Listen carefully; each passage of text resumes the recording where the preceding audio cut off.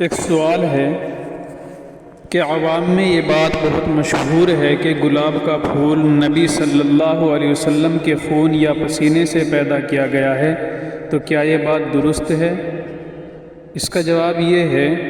کہ گلاب کے پھول اور نبی صلی اللہ علیہ وسلم کے خون اور پسینے کے حوالے سے جو باتیں عوام میں مشہور ہیں، مثلاً یہ کہ نبی اکرم صلی اللہ علیہ وسلم کے خون کا قطرہ جب غزوہ احد میں زمین پر گرا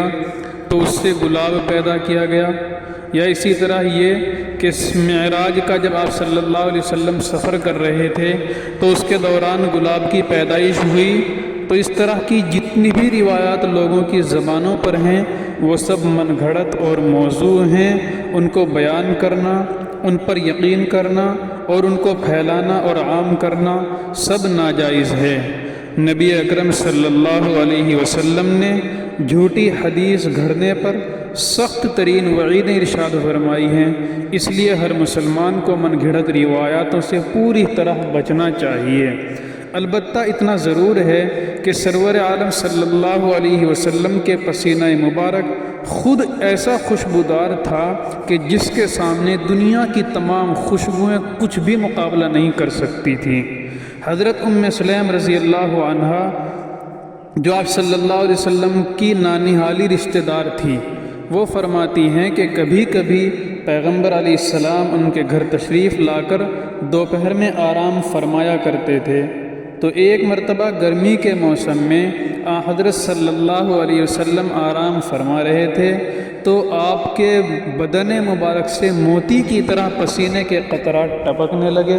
تو میں ایک روئی لے کر آئی اور حضور صلی اللہ علیہ وسلم کے پسینے کو ایک شیشی میں جمع کرنے لگی۔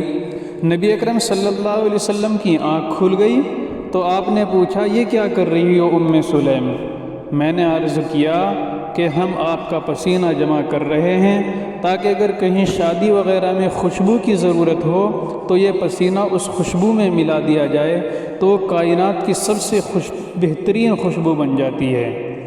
خلاصہ یہ کہ آپ صلی اللہ علیہ وسلم کے پسینے کا خوشبودار ہونا یا آپ کے بدن سے خوشبو کا آنا، اس میں کوئی شک و شبہ نہیں ہے، لیکن یہ کہنا کہ گلاب وہاں سے نکلا ہے اور اس کی پیدائش آپ کے خون یا پسینے سے ہوئی ہیں، یہ سب باتیں بے سند ہیں، بے اصول ہیں، ان کی کوئی اصل نہیں، بے بنیاد باتیں ہیں۔